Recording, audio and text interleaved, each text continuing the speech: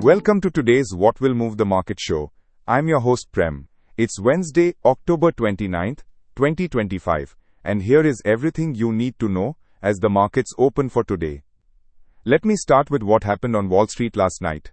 US markets closed at fresh record highs with the Dow, S&P 500, and Nasdaq all posting solid gains. The Dow Jones Industrial Average climbed 162 points, or 0.3%, to close at 47,706. The S&P 500 rose 0.2% to finish at 6,890, briefly touching the 6,900 mark during the session. The Nasdaq Composite led the rally, surging 0.8% to close at 23,827. The optimism was driven by strong corporate earnings and anticipation around the Federal Reserve's policy decision due later today.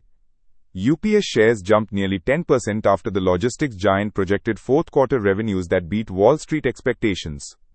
United Health also gained over 2% after raising its annual profit outlook and delivering better-than-expected quarterly results.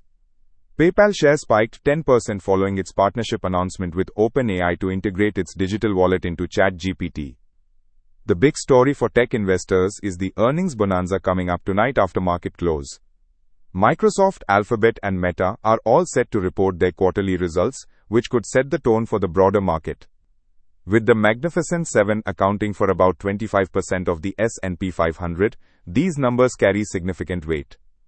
Now turning to Indian ADRs traded overnight in the US market. It was a mixed bag for our stocks. HDFC Bank ADR rose 0.98%, closing at $37, showing resilience in a positive global environment. However, ICICI Bank ADR slipped 0.74% to close at $30.90. Reliance Industries GDR edged down 0.35% to $57.40. Infy is also down. The broader takeaway here is that Indian financial stocks showed divergence, with HDFC Bank attracting buying interest while ICICI Bank saw some profit-taking after recent gains. This mixed performance suggests investors are being selective ahead of key domestic cues. Moving to Asian markets this morning, we're seeing some consolidation after Monday's strong rally. Japan's Nikkei 225 was down around 0.2% in early trade after hitting the 50,000 mark for the first time on Monday. Hong Kong's Hang Seng was marginally higher, up 0.1% at 26,451, while the Shanghai Composite gained 0.2% to 4,005, its highest level in a decade. Now the key indicator for our market opening, GIFT Nifty, is currently trading at 26,156, showing a premium of about 94 points or 0.36% over yesterday's Nifty close. This suggests we could see a positive start to the session, though the gains may be modest given the consolidation we've been witnessing over the past few days. The positive cues from GIFT Nifty combined with stable Asian markets indicate that the underlying bullish momentum remains intact, though we may continue to see some range-bound action until we decisively cross the 26,000 mark. On the global front, all eyes are on two major events happening today. First, the US Federal Reserve is widely expected to announce a 25 basis point rate cut later today, bringing the policy rate to 3.75 to 4%. This would be the second rate cut this year as the Fed aims to support the labor market while keeping inflation in check.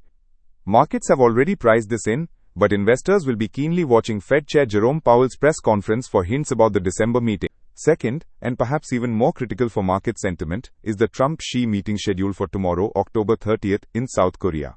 Reports suggest both sides may discuss a framework to reduce tariffs in exchange for China curbing fentanyl exports and resuming purchases of US soybeans. Any positive outcome could provide a significant boost to global risk appetite and emerging markets including India. On the domestic front, foreign institutional investors turned net buyers for the first time in 3 months.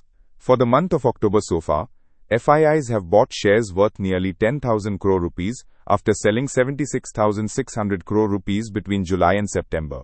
This reversal in FII flows, driven by better-than-expected corporate earnings and hopes of a US-India trade deal, is a major positive for our markets. On the IPO front, Orkla India, the parent company of popular brands like MTR Foods and Eastern Condiments, opens for subscription today. The issue is priced between 695 to 730 rupees per share, raising 1,667 crore rupees through an offer for sale. The grey market premium is indicating strong demand with a premium of around 14 to 15%. Several heavyweight companies are announcing quarterly results today, including Larsen & Toubro, Coal India, Hindustan Petroleum, BHEL, Varun Beverages and United Breweries among others. Market participants will be closely watching these numbers for further confirmation of the earnings momentum. From a technical standpoint, Nifty 50 faces immediate resistance at 26,000 with stronger resistance at 26,100. The index formed a doji-like candle pattern yesterday, indicating indecision after the monthly F&O expiry volatility. However, the broader structure remains bullish as long as the index holds above 25,850 to 25,800. A decisive close above 26,000 would open the doors for a move toward 26,200 to 26,300 levels, taking us closer to the all-time high of 26,277.